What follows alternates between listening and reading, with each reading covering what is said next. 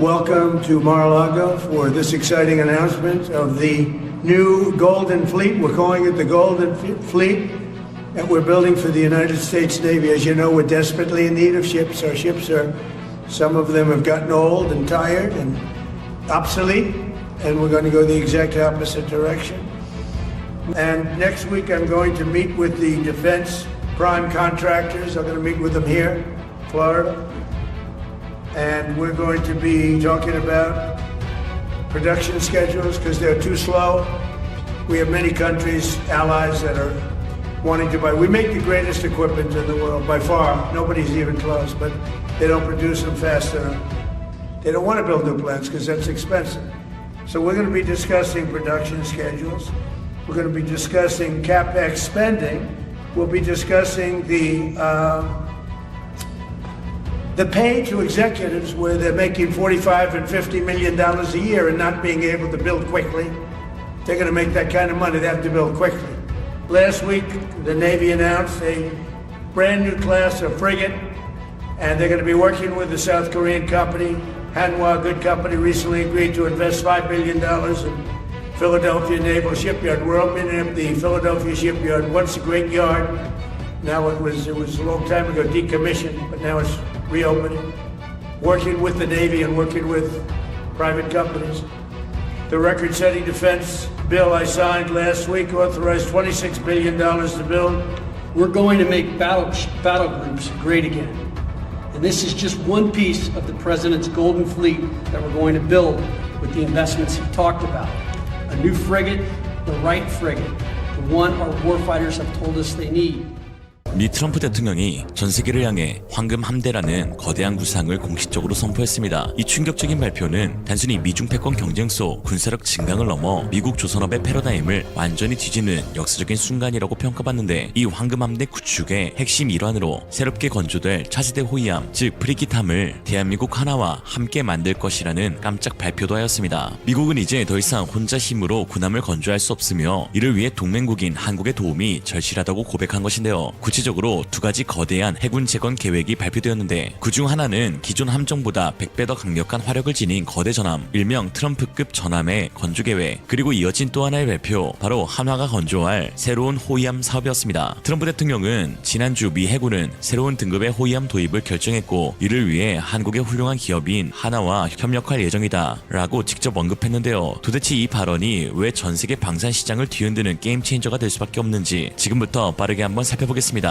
레츠기릿. 트럼프 대통령은 이날 연단에서 미국 내 조선소들이 보여준 나태함과 고비용 저효율의 구조적 병폐를 향해 맹비난을 퍼부었습니다. 그는 미국 조선소 경영진은 천문학적인 돈만 챙겨가고 정작 배는 기약 없이 늦게 나온다며 너무 느리다 라는 직설적인 표현으로 불만을 터뜨렸는데요. 이러한 대통령의 공개적인 불만 표출은 사실상 기존 미국 조선업계 기득권 세력에 대한 사망 선고나 다름없었습니다. 그리고 그 절망적인 상황의 대안으로 약속한 납기 내에 세계 최고의 배를 만들어내는 한국의 하나가 지목되었죠. 이에 호응하듯 존 펠런 미 해군 장관 역시 신형 호위함을 두고 새로운 호위함, 옳게 된 호위함, 그리고 우리 전투원들이 필요하다고 말해온 바로 그 호위함이라고 강력하게 강조했는데요. 거의 국뽕 치사한 수준인데, 존 펠런 장관은 공식석상에서 왜 이렇게까지 격한 표현을 써가며 하나를 치켜 세웠을까요? 그건 존 펠런 입장에서 기존 호위함 사업은 조펠러다가 말았을 정도로 악몽 같았기 때문입니다. 한화가 지목되기 직전까지 미 해군 호위함 사업은 그야말로 가관이었죠. 미 해군은 당초 낡은 호위함을 대체하기 위해 이탈리아 핀칸티에리 사이에 검증된 호위함인 프렘급 설계를 가져와 빠르게 배를 찍어내려 했습니다. 이것이 바로 미 해군이 야심차게 추진했던 차세대 호위함 사업인 컨스텔레이션급 프로젝트였습니다. 하지만 이 야심찬 사업은 미 해군 역사상 가장 대표적인 실패 사례이자 끔찍한 재앙으로 기록되고 말하는데요. 미 해군은 이미 검증된 설계를 사용해 리스크를 줄이겠다라고 공언했음에도 불구하고 수천 가지에 달하는 까다로운 요구사항을 추가하며 멀쩡한 설계를 누더기로 뜯어 고쳤습니다. 그 결과 원본 설계와의 공통점이 고작 15%밖에 되지 않는 이도저도 아닌 괴상한 프랑켄슈타인 배가 탄생하고 말하는데요. 설계를 계속해서 바꾸느라 실제 건조는 3년 넘게 지연되었고 조선소 현장은 멈춰섰습니다. 일선 현장의 해군 장병들은 당장 작전에 투입할 배가 부족해 허덕이고 있는데, 해군 수뇌부와 미국 조선사는 나오지도 않는 배의 설계도만 붙잡고 탁상 공론을 벌이고 있었던 것이죠. 심지어 미 해군 특유의 과도하고 비현실적인 요구사항 반영으로 인해 배 수량은 기형적으로 늘어났고 가격은 당초 예상보다 2배나 폭등하여 한 척당 약 14억 달러에 이르게 되었습니다. 결국 당장 배가 필요한데 컨스텔레이션급은 나올 기미조차 보이지 않자 다급해진 미해군 실무진과 미국 조선사 헌팅턴 잉걸스는 말도 안 되는 꼼수를 제안하게 되는데요. 그들은 미 해안 경비대가 사용하던 경비함 NSC 레전드급을 가져와 급한 대로 군함으로 개조하여 쓰겠다는 제안을 내놓았습니다. 그러나 이는 컨스텔레이션급의 지연보다 더 끔찍하고 현실성 없는 그야말로 재앙에 가까운 발상이었는데 태생이 순찰과 단속용인 이 경비함은 구조적 한계 때문에 현대 해전의 필수품인 VLS 수직 발사대를 넣을 공간이 전혀 나오지 않았기 때문입니다. 미군이 사용하는 표준 수직 발사대인 MK-41 VLS는 일반인들이 생각하는 것보다 그 크기가 엄청나게 거대하고 깁니다. 미사일을 세워서 보관해야 하므로 발사관의 길이만 약 7.7m에 달하는데 이는 아파트 3층 높이와 맞먹는 거대한 구조물이죠. 레전드급 경비함은 해양 경비대용이라 거주 구역과 창고 위주로 설계되어 있어 깊이가 얕습니다. 갑판 아래로 7.7m짜리 거대한 강철가스를 억지로 쑤셔 넣으려면 갑판을 뚫고 배의 밑바닥까지 내려가야 하는데 그 자리에는 이미 엔진 배관, 승조원 침실, 연료 탱크 등이 꽉 들어차 있는 상황인데다 이것을 다 옮기고 재설계하는 것은 배를 새로 만드는 것보다 기술적으로 더 어렵고 비용이 많이 드는 일입니다. 보통 제대로 된 군함은 무게 중심과 공간 효율을 위해 VLS를 배의 앞부분인 B 포지션에 설치합니다. 대한민국 해군의 충남급과 같은 정통 전투함은 애초에 미사일을 넣기 위해 뱃머리 쪽 폭을 넓게 설계하고 내부의 빈 공간을 미리 확보해 두는데요. 반면 경비함인 NSC는 빠른 속도로 파도를 가르고 마약 밀수선 등을 추격하기 위해 뱃머리가 매우 날렵하고 뾰족한 슬렌더 형상으로 빠져 있습니다. 결과적으로 위에서 보면 갑판이 넓어 보일지 몰라도 물속으로 내려갈수록 선체 폭이 급격히 좁아지는 형태라 네모난 VLS 박스가 들어갈 물리적 용적이 절대 나오지 않는 구조이죠. 게다가 더 심각한 문제는 바로 배의 골격, 즉 구조적 강도의 문제였는데요. 이것이 이 꼼수 제안의 가장 치명적인 결함이었습니다. 미사일이 발사될 때는 엄청난 화염과 함께 수톤에 달하는 반동과 충격이 발생합니다. 정식 전투함은 이를 버티도록 해당 구역의 프레임이 두껍게 보강되어 있고 특수 강제를 사용합니다. 하지만 NSC 경비함은 파도를 버티는 내파성은 좋을지 몰라도 폭발적인 압력을 견디는 설계는 전혀 되어 있지 않았던 것이죠. 여기에 억지로 VLS를 넣으려면 갑판을 잘라내고 주변 뼈대를 전부 강철로 덧대야 하는데 그러면 배의 상부 무게가 늘어나 무게 중심이 틀어지고 배가 기우뚱해질 전복 위험이 커집니다. 결국 헌팅턴 잉걸스는 VLS를 선체 안으로 못 넣으니 갑판 위에 컨테이너 박스처럼 얹어서 쓰자는 굴욕적인 제안까지 내놓았는데요. 이는 과거 실패적으로 판명난 연안 전투함 LCS의 악몽이 재현될 것이라는 거센 비판을 받았습니다. 미국의 군사 전문 매체인 더존 역시 트럼프의 기자회견 전날인 22일까지 헌팅턴 잉걸스의 설계를 맹비난하면서 현대전의 핵심이 될 VLS가 제대로 탑재되지 않은 호위함은 반쪽짜리 깡통에 불과하다라며 강하게 성토했습니다. 경쟁국인 중국 해군은 32셀 이상의 VLS를 갖춘 고성능 호위함들을 붕어빵 찍어내듯 쏟아내는데 미 해군은 미사일도 제대로 못 쏘는 경비함을 호위함이라 우기며 전장에 내보내야 할 처참한 판국이었던 것이죠. 바로 이 절체절명의 순간에 트럼프 대통령과 존 펠런 해군 장관의 말하라고 선언이 터져나왔고 그 의미가 폭발한 것입니다. 오늘 연설에서 펠런 장관은 하나가 건조에 참여할 새로운 호위함을 두고 새로운 호위함, 옳게 된 호위함, 전투원들이 필요하다고 말해온 그 호위함이라고 명명했습니다. 이 말은 VLS 없는 미국산 깡통 호위함을 틀린 호위함으로 규정하고 과감히 폐기했다는 뜻인데요. 그리고 하나와 함께 만드는 배야말로 일선 전투원들이 진정 원하던 강력한 화력을 갖춘 정답이라고 공식 선언한 것입니다. 그렇다면 왜 수많은 조선사 중 한화가 유일한 정답이 될 수밖에 없었을까요? 그동안 미국 기업들은 VLS를 넣으려면 배를 다 뜯어 고쳐야 하고 몇 년이 더 걸린다고 징징거렸습니다. 하지만 하나는 태생부터 다르죠. 대한민국 해군의 주력인 충남급 호위함이나 이를 기반으로 한 수출형 모델 오션 4300은 애초부터 강력한 전투함으로 설계되었습니다. 뱃머리부터 대용량 VLS를 탑재할 공간이 넉넉히 확보되어 있고 미사일 발사의 충격을 견딜 수 있는 튼튼한 강철 뼈대를 이미 갖추고 있는데요. 미해군 전략가인 브라이언 클라크는 신형 호위함에 대해 고가의 주력함인 23이나 액잠수함을 보존하기 위해 저렴하지만 치명적인 다수의 소형 함정이 필요하다고 주장하면서 최소 32발 이상의 VLS가 탑재되어야 하며 기존 호위함 한 척 값으로 2척 이상을 뽑아낼 수 있는 가성비가 필수적이라고 말했고 이러한 분석과 현재 하나오션이 보유한 독보적인 기술력 그리고 미 해군의 요구사항을 종합해보면 앞으로 나올 배의 디자인과 무장은 사실상 정해져 있습니다. 바로 하나오션의 수출 주력 모델인 오션 4300을 미 해군 사양에 맞게 개량한 버전이 될 것입니다. 이를 한마디로 정의하자면 미국화된 충남급이라고 할 수 있는데요. 우선 트럼프 대통령은 연설에서 알루미늄이 아닌 강철로 만든다 라는 점을 유독 강조했습니다. 전통적이고 튼튼한 단동성 형태인 한국형 호위함 디자인을 그대로 그대로 가져온다는 확실한 신호인데, 이는 알루미늄 선체를 썼다가 부식 문제와 화재 취약성으로 망해버린 인디펜던스급의 실패를 절대 반복하지 않겠다는 뜻입니다. 그리고 새 호위함의 배수량은 4,000에서 5,000톤급으로 미 해군의 기존 호위함보다 약간 작지만 훨씬 효율적인 크기가 될 것입니다. 또한 브라이언 클라크의 분석처럼 헤지포스 역할을 수행하기 위해 한미에 대형 미션 베이를 설치하여 무인 수상정과 무인 잠수정을 싣고 다니는 미래 지향적 설계를 반영했을 가능성이 100%입니다. 가장 중요한 무장으로는 미 해군 표준인 MK-41 VLS가 탑재됩니다. 수량은 최소 32셀에서 최대 48셀이 될 것으로 보이는데, 이는 컨스텔레이션급의 고질적인 화력 부족 문제를 해결하기 위해 필수적인 선택입니다. 일각에서는 아니 근데 오션 4300이 아닐 수도 있지 않나, 설계도 하나에서 안 하고 다른 미국 기업이 해서 하나가 건조만 할 수도 있는데 라며 의문을 제기할 수 있는데요. 미 해군이 자존심 때문에 배 만드는 기술은 한국이 좋지만 군함의 설계 권한은 우리가 가져야 한다고 말하는 것이죠. 뭐 그럴듯해 보입니다. 실제로 미국의 유서 깊은 군함 설계 회사인 깁스앤콕스 등이 설계한 도면을 하나 필립 조선소에 넘겨주는 방식도 불가능하진 않으니까요. 그러나 이는 트럼프 대통령이 이번 발표 취지를 전면으로 반박하는 비효율적인 방식입니다. 트럼프가 이번 연설에서 가장 강조한 키워드는 바로 속도였습니다. 미국 회사가 새로 설계를 시작하면 또다시 검증과 수정에 몇 년이 걸릴지 모릅니다. 이미 그 잘난 미국 기업들이 자체 설계한 배들인 LCS 주말트급 등은 모두 처참하게 실패했고, 트럼프가 기존 미국 조선소와 설계사들이 멍청하고 느리다 라고 맹비난 한마당에 다시 그들에게 펜을 쥐어주는 건 치매가 아니고서야 불가능하죠. 반면 하나의 울산급, 대구급, 충남급 호위함은 이미 바다에 떠서 실전 작전 중입니다. 이는 설계도가 이미 완성되어 있고 성능 검증이 완벽하게 끝났다는 뜻으로 하나의 설계를 채택하면 미국산 무장만 통합해 당장 내일부터라도 강제 절단에 들어갈 수 있습니다. 미국이 백지에서 새로 설계하는 것보다 한국의 검증된 설계를 사오는 것이 개발비와 시간을 획기적으로 아끼는 유일한 길인데요. 현실적으로는 제3의 길, 즉 하이브리드 방식이 채택될 확률이 99%입니다. 선체 및 추진 체계는 하나오션 4300 충남급을 베이스로 하여 한국이 주도합니다. 배의 껍데기와 엔진 배치는 한국이 세계 최고 효율적으로 잘 뽑아내기 때문에 굳이 미국이 변경을 요구할 이유가 없습니다. 대신 전투 체계 및 무장은 로키드 마틴이나 레이시온 같은 미국 업체가 주도하게 됩니다. 미 해군의 이지스 시스템이나 스파이레이더, 토마호크 미사일 등을 통합해야 하므로 이 부분은 미국 측이 주도하거나 하나 시스템이 긴밀히 협력하는 형태가 가장 이상적인데요. 이러한 신형 호위함은 총 73척을 확보하게 될 것입니다. 그러기 위해 하나가 50억 달러를 투자해 재가동하는 필라델피아 조선소는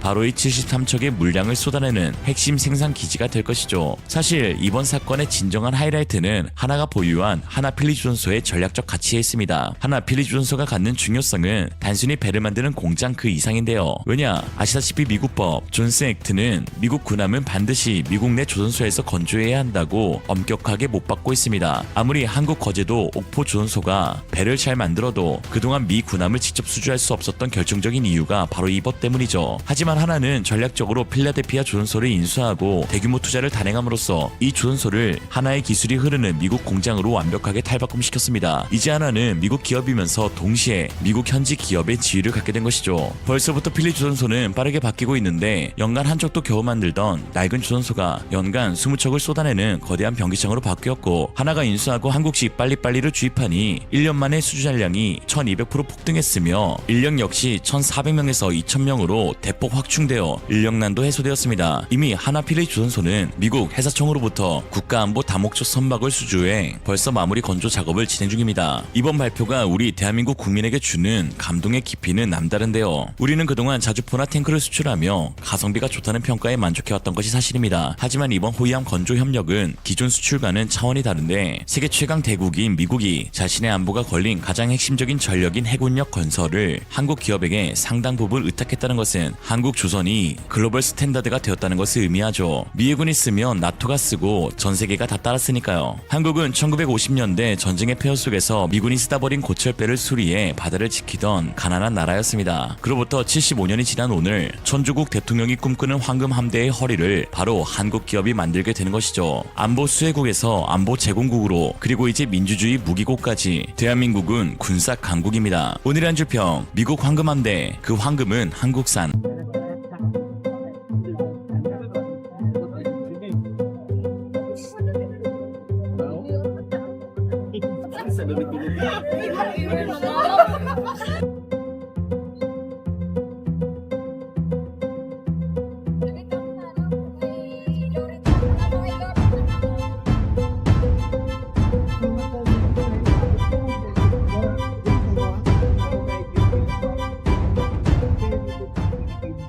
지난 25일 필리핀에서 깜짝 놀랄만한 소식이 전해졌습니다. 필리핀 국방부가 HD 현대중공업에 3,200톤급 신형 호위함 2척을 추가로 발주했다는 소식이었는데요. 이는 단순한 방산 수출 계약 이상의 의미로 K군함의 저력을 여실히 보여주는 순간이었는데, 필리핀 해군은 최신 주력 수상함 전력인 호위함, 초계함, 원해 경비함 등 총 12척을 한국산으로 올인하였기 때문입니다. 전체 톤수로 약 33,000톤 규모에 달하며 통상적인 동남아 해군력을 고려했을 때 사실상 한국이 한 국가의 해군력을 통째로 재건하고 있는 셈입니다. 그럼 왜 필리핀은 미국도 유럽도 일본도 아닌 한국의 손을 잡은 것일까요? 그의 답은 깊어지고 있는 남중국의 분쟁에서 생존할 수 있는 유일한 열쇠가 바로 한국형 함정의 비상식적인 과무장에 있기 때문입니다. 오버스펙이 기본 스펙이라고 불리는 한국 K군함, 그 속에 감춰진 비밀과 필리핀 군함 도입 속에 숨겨진 반전, 오늘 빠르게 한번 살펴보죠. Let's get it. 이번에 도입되는 두 척의 호위함은 앞서 건조 계약을 맺은 미겔 말바르급 호위함을 기반으로 하여 그 성능을 더욱 획기적으로 개량한 최신의 모델로 알려져 있습니다. 이로써 필리핀 해군은 그야말로 완벽에 가까운 한국형 함정 라인업을 완성하게 되는데요. 가장 먼저 필리핀 해군의 지휘 통제와 주력 타격을 담당하는 호세 리잘급 호위함 두 척은 이미 인도가 완료되어 바다를 누비고 있습니다. 여기에 더해 강력한 고화력으로 실전 배비를 앞두고 있는 미겔 말바르급 호위함 두 척이 2025년 실전 배치를 목표로 막바지 작업 중이죠. 또한 광역 순찰과 해상 몸싸움을 담당할 2,400톤급 원해 경비함 6척이 인도 중에 있으며, 이번에 차세대 핵심 전력인 신형 호위함 2척까지 계약되면서 총 12척의 대함대가 완성되는 것입니다. 총 12척의 함정이 모두 한국산으로 구성된다는 것은 부품의 호환성 확보, 정비 효율성의 극대화, 그리고 승조원 교육 훈련의 통일성이라는 병차목적 이점을 가져옵니다. 무엇보다 전술 데이터 링크를 통해 12척의 함정이 마치 한 몸처럼 움직이는 유기적인 합동작전이 가능하다는 점에서 필리핀 해군의 전투력은 단순한 덧셈이 아니라 기하급수적으로 폭발하게 될 것이죠. 이 모든 것이 호라이즌3 사업으로 불과 몇 년 만에 빠르게 진행되었는데, 필리핀이 이토록 급박하게 그리고 전폭적으로 해군력을 확충해야만 하는 배경에는 2024년부터 2025년 말까지 극도로 치달은 중국과의 치열한 해상 분쟁이 자리잡고 있습니다. 특히 2025년 12월 중순에 발생한 에스코다 슐 사태는 필리핀 국민들과 군수 내부에게 씻을 수 없는 충격과 위기감을 안겨주었는데요. 당시 중국 해경선은 조업 중이던 필리핀의 비무장 목조 어선에 무자비하게 물대포를 직사하여 힘없는 어민들에게 심각한 부상을 입히는 만행을 저질렀습니다. 중국이 중국한 것이죠. 심지어 중국 외교부는 적반하장으로 필리핀 어민들이 칼을 들고 우리를 먼저 위협했다는 식의 터무니없는 선전을 펼치며 국제사회를 기만했습니다. 또한 아유긴 숄에 자초된 채 필리핀의 영유권 상징으로 남아있는 BRP 시에라 마드레 함에 대한 보급을 차단하기 위해 중국 해경과 해상 민병대 선박 수십 척이 벌떼처럼 몰려들어 필리핀 해경선을 들이받는 일명 레밍 공격도 일상화되고 있죠. 이처럼 전면전도 아니면서 평화도 아닌 회색지대 도발에서 중국은 4,000톤급 이상의 거대 해경선과 수백 척의 민병대 선박을 앞세운 압도적인 물량 공세를 펼치고 있습니다. 필리핀 입장에서는 1대1로 맞서서는 도저히 승산이 없는 싸움이며, 기존에 미국으로부터 공여받은 노후화된 해밀턴급 같은 중국 경비함으로는 엔진 출력과 선체 강도 싸움에서 중국의 최신 선박들을 당해낼 재간이 없었던 것이죠. 이런 절망적인 상황에서 필리핀이 주목한 한국 해군의 설계사상, 즉 오버스펙 전략은 현재 필리핀 상황에 두말할 필요 없이 딱 좋았습니다. 딱 좋아! 보통의 선진국들이 승조원의 안락한 거주성, 긴 항해를 위한 연료 효율, 그리고 향후 개량을 위한 여유 공간을 중시할 때 한국은 선체 내부를 탄약고와 수직미사일 발사관 VLS로 빈틈없이 꽉 채우는 설계를 고집합니다. 이는 북한의 엄청난 고속정 떼거지와 주변국인 중국, 일본, 러시아의 거대 함대 사이에서 살아남기 위해 한국 해군이 체득한 독종의 기술력이자 생존 본능이죠. 한마디로 내가 다 이길 순 없는데 누구든 날 건드린 놈 하나만큼은 확실히 죽이고 간다 라는 겁니다. 한국 해군의 이런 광기를 상징적으로 보여주는 배가 바로 세종대왕급 이지스함입니다. 만재 배수량 1만 톤이 넘는 이 거대한 함정은 단일 함정으로는 세계에서 가장 많은 미사일 발사관을 가진 구축함으로 기네스에 등극되기도 했는데요. 미 해군의 주력 알레이버크급이나 일본의 아타고급 이지스함이 보통 96셀의 VLS를 탑재하는 데 반해 한국의 세종대왕급은 무려 128셀이라는 비상식적인 양을 탑재하고 있죠. 이것이 가능한 기술적 비결은 미국제 MK-41 발사관 80셀에 더해 한국이 독자 개발한 KVLS 48셀을 헬기 경납곡 위쪽 뒷마당 공간에 미친 공간 설계로 때려 박아 넣었기 때문입니다. 여기에는 한국산 대전미사일 홍상어와 사거리 1000km가 넘는 함대지 순항미사일 현무3가 빽빽하게 들어차 있어 말 그대로 바다 위를 떠다니는 미사일 기지라고 불리고 있습니다. 특히 림팩 훈련에서 7개국 19척 중 최우수 사격 성적을 기록하며 탑건함으로 선정된 이력도 있죠. 한국 해군의 화력 덕후 기질은 대형 군함에만 적용되는 것이 아닙니다. 윤영하급 유도탄 고속함 같은 작은 함정에도 예외가 아닌데, 570톤급의 작은 배인 윤영하급에 1500톤급 초계함에는 서나스는 76mm 주포를 달고 그것도 모자라 40mm 노봉 쌍열포에 대한미사일 4발까지 얹어버렸습니다. 일반적인 프로펠러 방식으로는 이 거대한 포를 쏠 때 반동으로 배가 뒤집히거나 속도가 급격히 줄어들 수밖에 없는데요. 그러나 한국은 어떻게 해서든 화력을 보강하려 순간 가속력이 뛰어난 워터제트 추진 방식을 적용하고 자동 자세 제어 장치를 통해 포 사격 시의 반동을 강제로 억누르는 기술을 개발했습니다. 이는 말 그대로 물리학의 한계를 기술로 억누른 설계라는 평가를 받으며 한국 해군의 화력 덕후 기질을 여실히 보여주는 사례이죠. 가장 최근 건조된 충남급 호위함은 전 세계 3,000, 4,000톤급 호위함 시장에 큰 충격을 주었습니다. 보통 이 체급의 유럽이나 미국 호위함은 비용 절감을 위해 빙글빙글 도는 회전식 레이더를 사용하는데 레이더가 뒤로 보는 동안 앞을 못 보는 사각지대가 생기기 마련이죠. 하지만 충남급은 이지스함처럼 사면에 눈이 다 달린 고정형 A사 레이더를 통합 마스터에 장착하여 타격 정확도를 기하급수적으로 늘렸습니다. 비교해보자면 일본의 최신형 호위함인 모가미급도 마스터 형상은 스텔스이지만 레이더 성능과 미사일 탑재량 면에서는 충남급이 확실한 우위를 점하고 있는데요. 이는 구축함의 뇌와 눈을 호위함의 몸체에 이식한 괴물이라는 평가를 받고 있습니다. 그리고 이러한 형님 K군함의 DNA를 그대로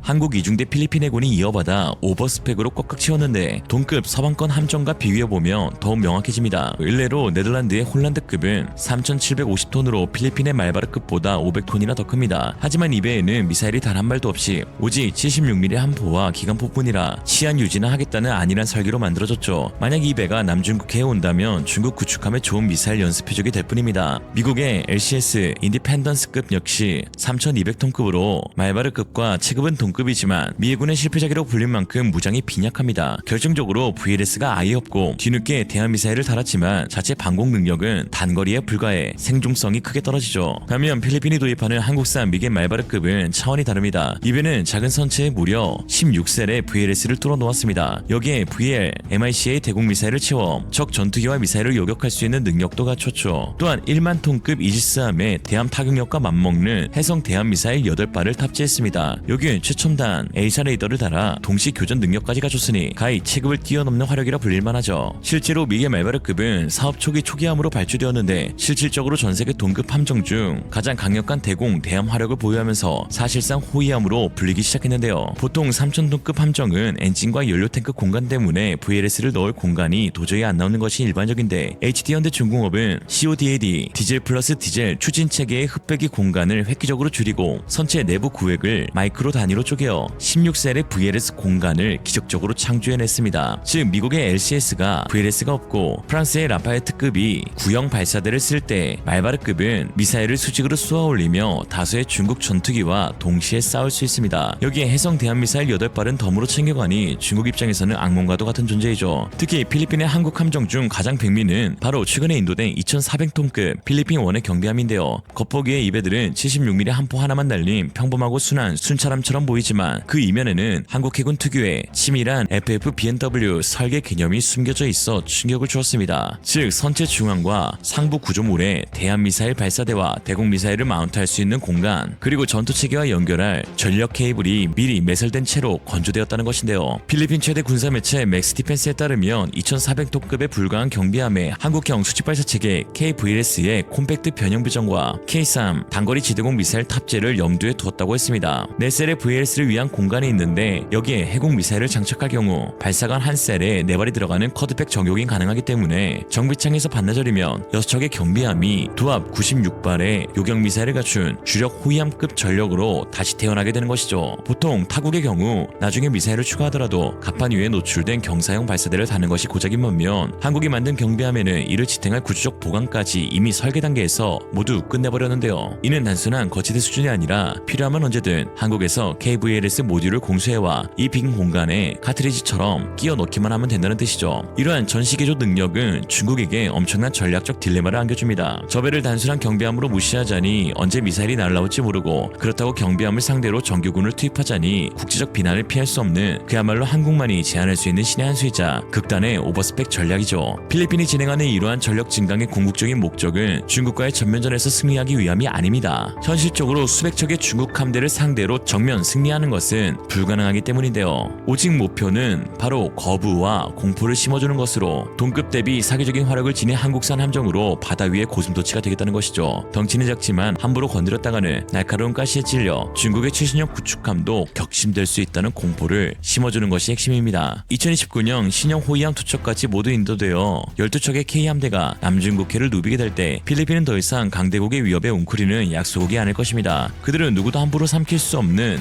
날선 고슴도치가 되어 대한민국의 기술력으로 빚어낸 방패를 들고 당당하게 중국과 맞서 자신의 바다를 지킬 것입니다. 오늘의 한 줄평.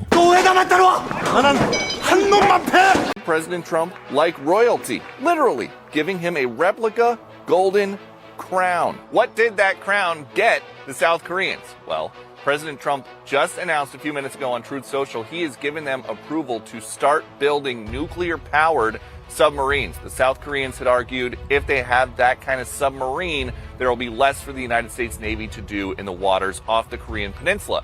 충격적인 사건이 발생했습니다. 지난 29일 경주에서 열린 아펙 한미 정상회담을 통해 한국의 핵추진 잠수함용 연료 공급 허용에 대한 논의가 이루어졌는데 바로 회담 다음 날인 30일 도널드 트럼프 미국 대통령이 SNS를 통해 미국과 한국 간의 핵추진 잠수함 기술 공유를 공식 승인한다고 밝힌 것인데요. 이로써 한국이 대양 해군으로 나아가기 위한 핵심 전력인 핵추진 잠수함 보유가 기정사실화되었습니다. 지난 2003년 비밀리에 추진되었던 362 사업부터 시작된 대한민국의 오랜 염원이 드디어 결실을 보게 된 것으로 기존의 디젤 잠수함과는 비교가 불가능한 완전히 새로운 차원의 전략적 자산을 확보하게 되었는데요. 이는 대한민국 해군 창설 이래 가장 큰 게임 체인저가 될 전망입니다. 이런 상황 가운데 이번 협상 과정에서 동북아 정세를 주시하던 중국조차 예상하지 못한 대반전이 속출하고 있어 큰 화제가 되고 있는데 과연 어떤 논의가 오갔으며 이 결정이 가지는 전략적 의미는 무엇인지 그 소식 빠르게 한번 살펴보겠습니다. Let's get it. 한국이 공식적으로 도입 의사를 밝히고 미국의 연료 공급 및 기술 지원을 요청한 것은 바로 SSN 공격 원자력 잠수함인데요. 원자력 잠수함은 SSN과 SSBN으로 나뉘는데 SSBN은 전략 탄도미사일 원자력 잠수함의 약자로 움직이는 핵미사일 기지 그 자체입니다. 적의 탐지를 피해 심해에 은밀히 숨어있다가 유사시 적국 본토를 향해 핵전쟁을 개시하는 것이 주된 임무인데요. 당연히 모장은 SLBM에서 발사되는 핵미사일입니다. 현재 미국, 중국, 러시아 등 극소수의 핵 보유국만이 운용 중인 궁극의 전략 병기이죠. 반면 한국이 목표로 하는 SSN은 공격 원자력 추진 잠수함의 약자입니다. SSN의 역할은 헌터, 즉 바닷속의 사냥꾼으로 SSBN이나 적의 항공모함, 수상함을 찾아내 격침하는 것이 핵심 임무입니다. 현 시대 최첨단 해군 전력의 담당 일진이자 킬러로 불리고 있죠. 핵심은 동력원만 핵을 사용할 뿐이라 NPT 위반 소지가 없다는 것입니다. SSN이 가지는 모든 전술적 우위는 바로 핵 원자로를 동력으로 쓴다는 점에서 나오는데요. 첫째는 사실상 무제한의 자막 능력입니다. 기존 디젤 잠수함은 배터리 충전을 위해 며칠에 한 번 혹은 공기 부료 추진 장치를 쓰더라도 2-3주에 한 번은 반드시 수면 근처로 스노클을 올려야 합니다. 이때가 적의 대잠 초계기에 발각되기 쉬운 가장 취약한 순간인데요. 반면 SSN은 원자로의 핵연료 교체 주기까지 사실상 무제한 자망이 가능합니다. 오직 식량과 승조원의 인내심이 유일한 한계일 뿐이죠. SSN의 두 번째 특이점은 압도적인 속도입니다. 디젤 잠수함보다 두세 배 빠른 속도를 낼 수 있는데요. SSN은 30노트, 시속 약 55km 이상의 고속으로 장시간 순항할 수 있습니다.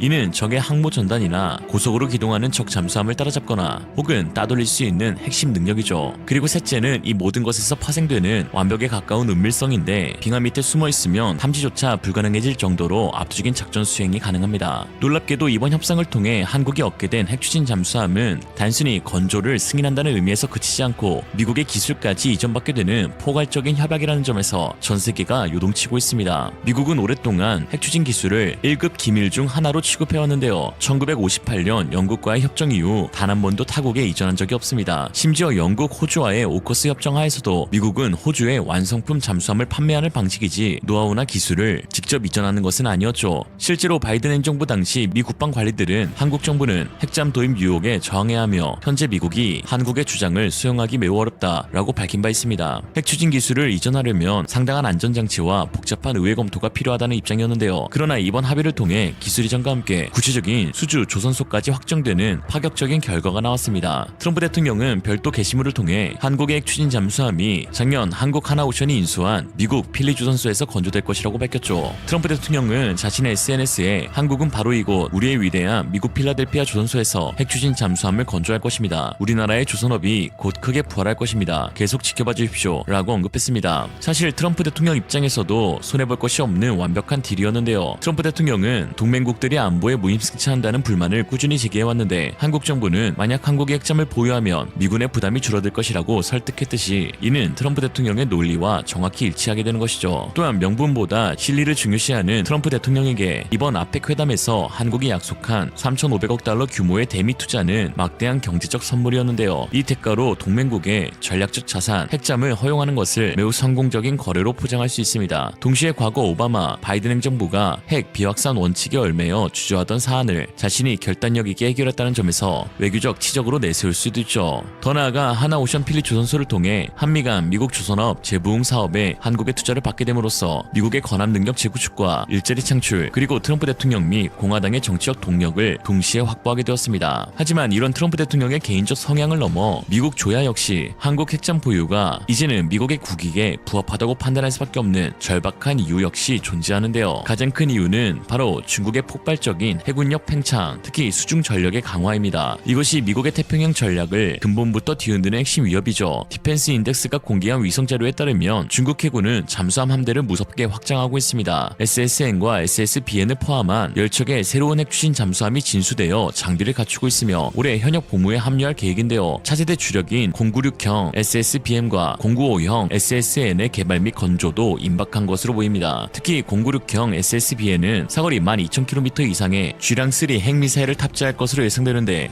이는 중국 잠수함이 미 해군의 감시를 피해 남중국해 요새안에 숨어서도 미국 본토 전역을 타격할 수 있음을 의미합니다. 또한 최신 093B형 SSN과 차세대 095형 SSN은 정수성이 비약적으로 향상되었고 항모킬러 초음속 미사일 잉지-18까지 탑재되었죠. 이는 대만 해협에 유사 사태가 발생할 시 미 항모 전단의 접근 자체를 봉쇄하는 반접근 지역 거부 A2AD 전략의 핵심입니다. 이로써 미국이 수십 년간 누려온 수중 비대칭 우위가 사라지고 상호 확증 파괴라는 공포의 균형이 태평양에서 완성되고 마는 것인데요. 진짜 더 큰 문제는 이처럼 중국의 위협은 최고조에 달하는데 정작 미국 핵잠수함 실태가 심각 그 자체라는 점입니다. 최근 몇 년간 미국 핵잠수함 함대의 준비 태세와 가용성은 가히 재앙에 가까웠는데요. 잠수함을 정비하고 수리해야 할 조선소의 역량이 한계에 부딪혔기 때문입니다. 미 회계 감사원 보고에 따르면 미 해군 SSN 함대의 약 3분의 1이 정비가 필요하거나 정비가 진행 중이어서 즉각적인 작전 투입이 불가능한 상태입니다. 4대 공공 조선소의 인프라 노하우와 숙련 인력 부족으로 인해 잠수함 한 척당 정비 기간이 계획보다 평균 7-8개월씩 지연되고 있죠. 여기에 신규 차세대 전략 핵잠수함 건조까지 겹치며 병목 현상은 극에 달했는데요. 바로 이 지점에서 한국 SSN의 전략적 가치가 극대화되고 있습니다. 한국의 SSN으로 한반도 주변 서해 동해에 북한 및 중국 잠수함 감시를 전담해주면 미국은 자국의 SSN을 대만 해협이나 남중국해 등 더 급한 곳으로 돌릴 수 있게 되는 것인데 이는 미 해군에게 엄청난 전략 승수가 되는 것입니다. 미국이 가장 민감한 핵추진 기술을 공유한다는 것 자체가 한국을 오커스에 준하는 최고 등급의 핵심 동맹으로 인정한다는 외교적 의미이기도 하죠. 이런 상황 가운데 국내 계획도 상당히 구체화되고 있습니다. 강동길 해군참모총장은 30일 국회 국방위원회 종합감사에서 차세대 핵잠 프로젝트인 장보고3 배치3 사업을 공식화하였습니다. 톤수는 5,000톤급에 달할 것이며 2030년대 중반 완성을 목표로 최소 4척 이상이 건조될 것이라고 밝혔는데요. 트럼프 대통령이 픽한 하나오션 역시 미국 승인만 있다면 언제든 독자 건조가 가능하다며 원자력 추진 잠수함 시뮬레이션을 통해 현재 기술력으로 설계 건조 운용이 가능함을 확인했다고 자신감을 내비쳤습니다. 즉 세계 최고의 조선 기술력을 가진 한국이 미국의 기술 지원까지 받게 된다면 우리는 오커스의 호주나 일본보다도 더 안전하고 강력하며 더 빠르게 추진 잠수함을 구축할 수 있습니다. 한국의 SSN을 보유하게 되는 미래는 단순히 좋은 무기 하나를 추가하는 차원을 넘어서게 되는데 이는 동북아의 군사 외교적 판도 자체를 뒤흔드는 세계의 터닝 포인트가 될 것입니다. 물론 일각에서는 한국 해군 전력상 굳이 핵추진 잠수함 시기나 도입이 필요하냐 비효율적인 예산 낭비라고 말하는 경우도 있습니다. 북한의 SLBM 플랫폼이 SSN-BN이 아닌 디젤 잠수함뿐으로 한국의 SSN으로 상대하는 건 닭 잡는데 소 잡는 칼 쓴다는 주장과 함께 엄청난 돈을 처바른 핵추진 잠수함이기에 어디 손 떨려서 위험 수역에 밀어넣을 수 있겠냐. 또 추적 작전 중인 원잠을 북한 놈들이 디젤 잠수함으로 그냥 받아버리면 손해는 비교할 수 없을 정도로 클 것이다라는 말인데요. 맞는 말입니다. 만 이래나 저래나 원잠 한 척이 갖고 싶은 마음 아니겠습니까? 원잠이 있으면 나라를 쉽게 업심여김 당하지 않으니 말입니다. 원잠에 대한 간절함을 국뽕이라 비판한다면 나 기꺼이 비판받으리. 무엇보다 한국의 핵추진 잠수함 건조는 1953년 한미 상호 방위조약 이래 70여 년간 유지해온 의존적 방위에서 주도적 방위로 근본적인 체질 변화를 시작한 준비한다는 신호탄이 될 수 있습니다. 핵엔진이라는 강력한 하드웨어를 통해 한국은 외교안보 무대에서 우리 목소리를 낼 수 있는 전략적 자율성과 무게감을 얻게 되는 것이죠. 더 이상 강대국들의 눈치만 보는 존재가 아니라 스스로 판을 주도하는 핵심 플레이어로 발돋움하는 대양해군 시대에 진정한 서막이 올랐습니다. 오늘의 한 줄평, 트럼프 왕관 하나도 안 아까우면 개추.